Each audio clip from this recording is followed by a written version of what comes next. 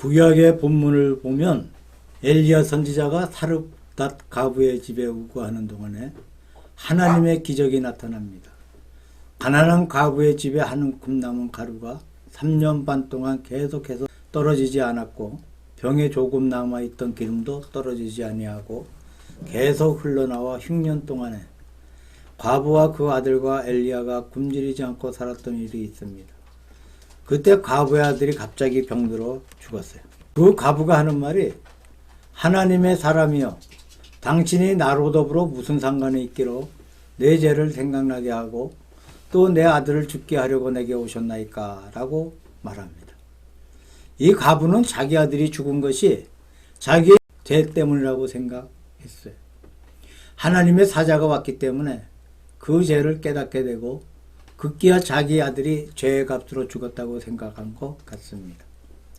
엘리야는 자기를 공개하였던 과부의 아들이 죽었으니까 너무나 비통해서 하나님께 기도하여 그의 아들을 죽은 자 가운데서 도로 살려냅니다.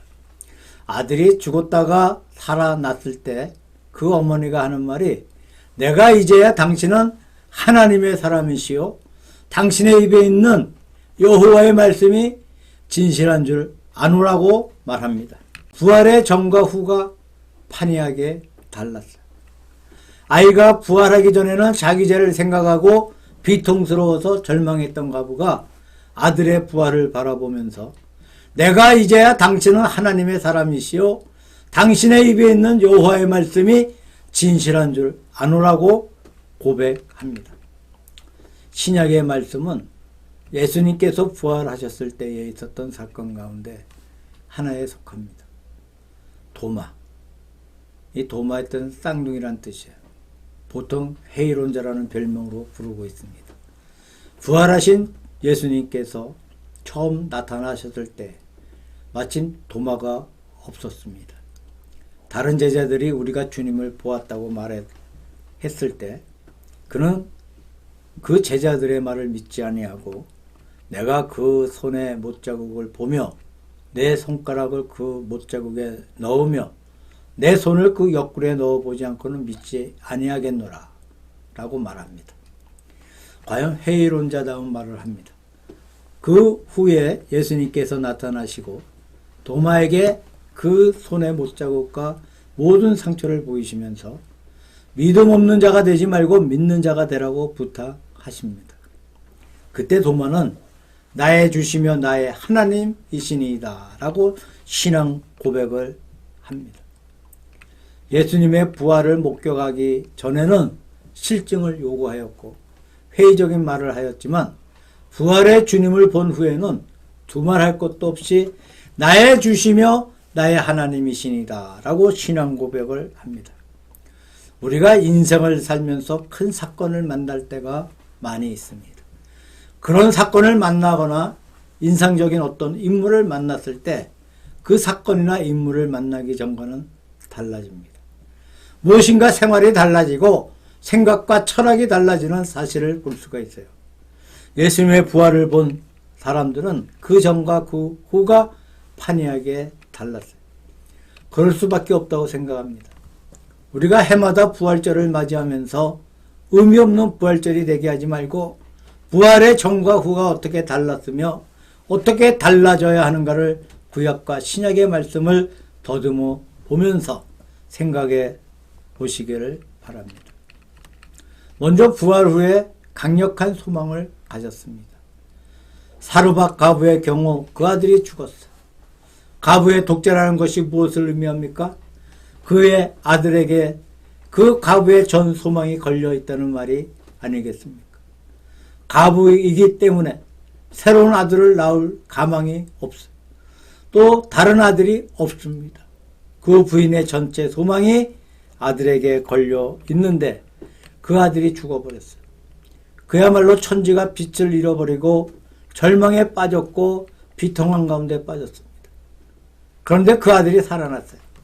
그때 이 과부의 마음에 용기가 솟아나고 새로운 소망이 솟아났습니다. 어떤 의미에서 죽지 않은 것보다 더 좋았을 것입니다. 그냥 아들이 살아있을 때는 내 아들이 살아있거니 생각하였는데 죽었다가 다시 살아난 것을 볼 때 하나님께서 살려주신 아들이다. 하나님께서 자기 아들의 생명을 돌려주셨다고 하면서 하나님과 관련시켜서 그 아들의 소중함을 느꼈을 것입니다. 무엇인가 그 아들에 대한 소망이 커졌다고 생각해 봅니다. 옛날 로마 사람들은 자기 아들을 가리켜 눈의 빛이라고 했다고 합니다. 사람에게 눈의 빛이 무엇을 말하는 것이겠습니까? 소망이 있는 사람은 눈에 빛이 있습니다. 얼굴에 빛이 있습니다. 소망이 없는 사람은 눈의 빛을 잃어버립니다. 눈이 있지만 보이지 않습니다. 햇빛이 있지만 눈에는 캄캄함을 느끼게 됩니다. 아들이 눈의 빛이라는 것은 바로 아들이 자기의 소망이라는 말입니다. 이 아들이 다시 살아남으로 말미암아 그녀에게 강력한 소망을 되찾게 주었습니다. 심리학적으로 말하면 사람은 무엇인가를 바라는 것, 새로운 것을 기대하는 것이 사람 심리의 99%를 지배한다고 합니다. 그 외의 것을 합해야 1%밖에 되지 않는다는 말을 들은 적이 있습니다. 자, 사람의 소망에는 두 가지가 있어요. 임시적인 소망과 영원한 소망이 있습니다. 예를 들면 오늘 위해서, 내일을 위해서, 당대를 위해서 이렇든 저렇든 바라는 것은 임시적인 소망이에요. 자기의 집과 학식을 위해서, 양식을 위해서 바라는 이런 것은 모두가 임시적인 소망에 지나지 않습니다. 그 다음에 영원한 소망이 있는데 언제나 변치 않는 영원한 소망이 있습니다. 언제나 마음속에 불을 붙여주는 소망이 있습니다. 부활의 소망은 사람에게 영원한 소망을 안겨주는 것이라고 생각합니다. 유럽에 이런 동화가 있습니다. 어떤 나그네가 여관에 있었는데 아침에 누군가가 지나가면서 노래를 부릅니다. 참으로 그 노래소리가 너무나 좋고 기분이 좋고 너무나 마음을 기쁘게 해 주었어. 도대체 저 노래의 주인이 누굴까 해서 창밖을 내려보니까 어떤 청년이 걸어가면서 기쁘게 노래를 부르고 있습니다. 그 청년 참으로 행복한가 보다 라고 느끼면서 그 청년을 내려다 보았어요. 그날 오후입니다. 아침에 그 청년이 불렀던 똑같은 노래를 누군가가 부르고 있습니다. 아침과는 너무나 대조적으로 참으로 노래가 듣기에 안 좋아. 그저 듣기가 싫어. 노래를 듣는 순간 가슴이 막혀오는 느낌을 받았어. 누가 저렇게 역한 노래를 부르고 있을까? 다시 창밖을 내려다 보니까 그 노래의 주인공이 아침에 그 청년이었어. 똑같은 사람인데 똑같은 노래를 부르고 있는데 아침과 오후가 너무나 달랐습니다. 자기의 마음을 막히게 하는 노래를 부르고 있습니다. 어떤 연고일까? 호기심이 나서 이 사람이 그 청년을 붙잡고 다짜고짜 도대체 무슨 일이냐? 라고 물어봅니다. 아침에는 내 약혼녀를 만나러 갔습니다. 사랑하는 나의 약혼녀를 만나는 기대에 그렇게 기쁜 노래를 부르고 갔는데 내가 약혼녀의 집에 가서 보니까 놀라운 사건이 발생했습니다. 그 마을에 돈 많은 불황자가 그만 내 약혼녀를 빼앗아 도망갔습니다. 그러니까 어떻게 내 입에서 기쁜 노래를 부를 수 있습니까? 내가 너무 답답해서 슬픈 가운데 노래를 부르면서 돌아오는 길입니다. 라고 말합니다. 마침 그 여관에 묵고 있던 사람인 세력이 있는 사람이고 또 청년의 말을 듣고는 즉각 자기의 부하들을 동원해서 그 청년의 약혼녀를 도로 찾아 주었다는 얘기가 있습니다. 소망이 있는 것과 소망이 없는 것이 그렇게 차이가 있다는 것. 우리의 말과 행동과 얼굴에 차이가 있습니다. 예수 그리스도의 부활이 우리에게 강력한 영원한 소망을 안겨줍니다. 첫째로 부활은 확고한 믿음을 주었습니다. 회의론자라고 별명을 가졌던 도마는 부활의 주님을 만난 후에 더 물을 것도 없이 나의 주시며 나의 하나님이시니라 라고 고백합니다. 요한복음은 예수 그리스도를 하나님으로 표현하는 것이 특색이죠. 사복음서가 있습니다마는 마태복음은 예수 그리스도를 왕으로 표시하고 사자복음이라고 합니다. 마가복음은 종으로 표시하여 소복음이라고 합니다. 누가복음은 사람으로 표시하여서 사람복음이라고 합니다. 그리고 요한복음은 하나님으로 표시하여 독수리 복음이라고 합니다. 요한복음은 맨 처음에 태초에 말씀이 계시니라. 이 말씀이 하나님과 함께 계셨으니 이 말씀은 곧 하나님이시니라 라고 하면서 말씀이 곧 하나님이시라고 선언하기 시작합니다. 이 복음서는 전체를 통해 예수님의 신성을 말하고 있어요. 오늘의 말씀 20장은 본서의 결론에 속합니다. 믿지 않던 도마가 나의 주시며 나의 하나님이시니다 라고 하면서 예수님의 신성을 고백하는 것으로 끝나고 있어요.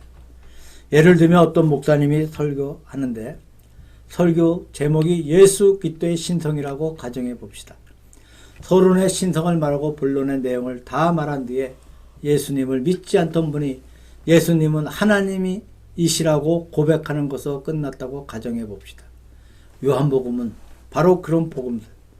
예수 그리스도의 신성을 믿지 않던 도마가 예수 그리스도를 하나님으로 고백하는 것으로 이 복음서가 끝나고 있습니다. 이렇게 확고한 신앙을 안겨주는 것이 이 복음서의 목적입니다. 로마서 1장 4절에 보니까 이 아들로 말하면 육신으로는 다윗의 혈통에서 나셨고 성결의 영으로는 죽은 자 가운데서 부활하여 능력으로 하나님의 아들로 인정되셨으니 곧 우리 주 예수 그리스도시라고 말씀하고 있습니다.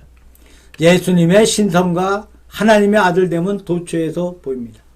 예수님의 말씀에 보이고 예수님의 행동에 보이고 예수님의 기도에 보이고 예수님의 전 생애에 보이고 있습니다. 그러나 예수님이 바로 하나님이라고 결정적으로 보여주는 사건이 뭐예요? 바로 부활의 사건입니다. 이 부활이 하나님의 아들인 것을 권능으로 나타내신 것입니다. 권능이 있고 힘있게 보여준 것이 바로 이 부활이란 사실입니다. 부활은 예수님의 거룩한 신성을 가리켜 말하고 있습니다. 우리가 예수님을 믿는 증거가 다 있어요. 어떤 사람은 책을 읽는 가운데 그것이 은혜가 되어서 예수님을 믿습니다. 어떤 분은 자기가 존경하는 사람을 볼 때에 예수님을 믿게 됩니다. 어떤 분은 병 고침을 받았고 그래서 예수님을 믿습니다. 어떤 사람은 자기가 예수님을 믿음으로 말미암아 생활이 아주 좋아졌습니다. 그래서 예수를 믿습니다. 아마 여러 가지 이유가 있을 것입니다. 값은 값의 이유가 있고 을은 을의 이유가 있을 것입니다. 그러나 세계 모든 사람에게 공통되는 이유는 예수 그리스도의 부활입니다. 우리의 신앙의 확고한 근거는 부활에 있어야 된다고 믿습니다. 우리가 다른 이유로서 예수님을 믿을 때 그 믿음은 연약한 믿음입니다. 하지만 예수 그리스도의 부활에 우리의 믿음이 충만할 때 예수 그리스도의 부활을 확실히 붙들 때에 우리의 신앙은 견고한 믿음이 될 수 있다고 말할 수 있습니다. 끝으로 부활 이후에 불타는 헌신이 있었습니다. 사렙다 과부의 경우를 봅시다. 그녀가 3년 반 동안 엘리야를 잘 섬겼습니다. 매일 떡을 만들어 굶게 했습니다. 그 떡이 기적적으로 나왔기 때문에 물론 그렇게 했다고 믿습니다. 그러나 아들이 죽었다가 살아났어요. 그 후에 어떻게 되었습니까? 이전보다 더 정성스럽게 엘리야를 섬긴 줄로 믿습니다. 봉사한 줄로 압니다. 아들의 부활을 보았기 때문입니다. 내가 이제야 당신은 하나님의 사람이요 당신의 입에 있는 여호와의 말씀이 진실한 줄 아노라고 하였습니다. 엘리야의 한마디 말씀에도 의심이 없었습니다. 그 다음에 도마를 두고 생각해 보면 전설에 따르면 도마는 인도에 건너가서 선교하다가 인도에서 순교했다고 합니다.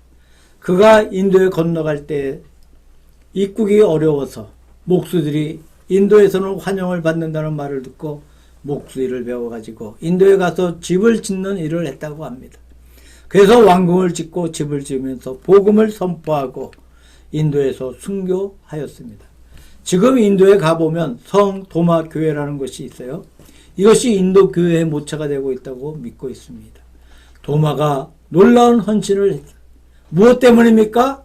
예수 그리스도의 부활을 보았기 때문에.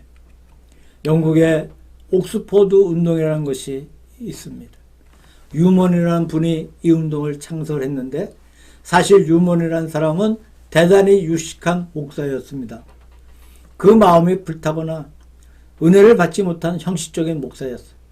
그가 미국에서 목회 중에 어려운 일을 만나서 이제 교회를 사임하고 영국으로 건너왔습니다. 영국으로 건너와서 얼마 동안 쉬고 있는데 유식한 유먼 목사가 왔다고 해서 옥스퍼드 대학에서 그를 초청해서 강연을 부탁합니다. 그때 유먼이 마음이 너무나 괴로울 때라 내가 지금 강연할 마음이 아닙니다 하고 기쁜 산골로 들어가서 이름도 숨겨놓고 푹 쉬고 있었어요. 그러다가 수요일 밤에 어떤 교회 예배에 참석을 했는데 뒷자리에서 예배를 드리고 있는데 아무도 유먼이 목사인 것을 몰랐습니다. 그 교회는 연약한 교회이기 때문에 담임 목사도 전도사님도 없는 교회였어요. 그 교회에 어떤 부인이 나와서 성경을 보고 이제 설교를 합니다.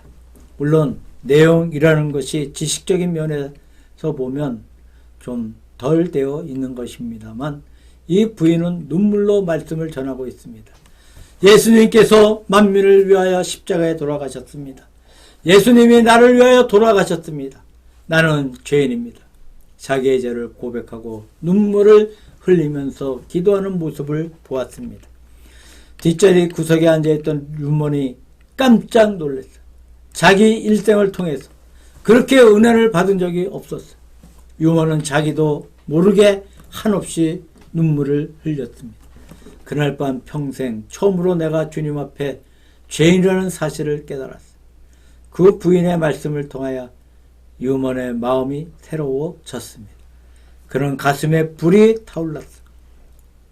견딜래야 견딜 수 없었어요. 밤낮 자지 않고 성경을 탐독했습니다. 그 다음에 유먼이 돌아왔을 때 옥스퍼드에서 그를 다시 초청합니다. 이번에는 그가 허락을 했어. 학교 강단에 교수와 학생들이 가득 앉아서 유먼 목사의 지성적인 설교를 듣기를 원했습니다. 그때 유먼이 하는 말이 나는 여러분에게 어떤 학설을 소개하려고 하지 않습니다. 제가 저 시골에서 받은 그 은혜를 전하겠습니다 하면서 시골교회 부인에게서 들은 바를 거기서 전하면서 예수님께서 십자가에서 나를 위해서 돌아가셨습니다. 나는 죄인입니다. 나는 이러한 죄를 지었습니다. 라고 자기 죄를 고백하면서 눈물로써 설교를 했습니다. 옥스퍼드에 있는 교수와 학생들이 전부 다 유먼을 따라서 눈물을 흘렸어요. 그 강단 전체가 불타는 장소가 되었습니다. 그 교수들과 학생들이 자기 집에 돌아가서 오늘 학교에 유먼 목사가 와서 이런 말씀을 했습니다. 라고 하면서 그 말을 전할 때 그 말을 전하는 사람이나 듣는 사람이 다 같이 눈물로 통곡을 했다고 합니다. 흡사 불길처럼 사방으로 퍼져 갔습니다.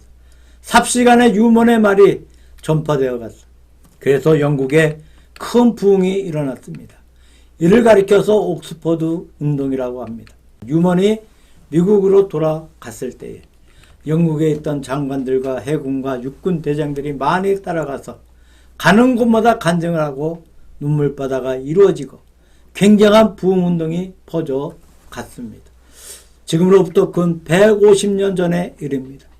전 세계의 옥스퍼드 운동이 퍼져나간 적이 있었습니다. 어떤 이론이 아닙니다. 마음속에 거룩한 그리스도의 십자가와 부활이 마음의 불길을 일으켜 주었습니다. 부활 이전과 부활 이후가 판이하게 다른 것을 확인해 주었습니다. 소망 없던 사람의 가슴 속에 소망을 일으켜주고 믿음이 희미한 가슴 속에 확고한 믿음을 안겨주고 사명감과 헌신하는 마음을 주어서 복음을 위해 복음을 바치고 수고하게 만들어 주었습니다. 우리가 부활절을 맞이하면서 형식적인 찬송을 하는데 끝나서는 안 되겠습니다. 진실로 부활 이전과는 달리 무엇인가 우리의 마음속에 변화된 은혜의 현상이 있어야 한다고 믿습니다.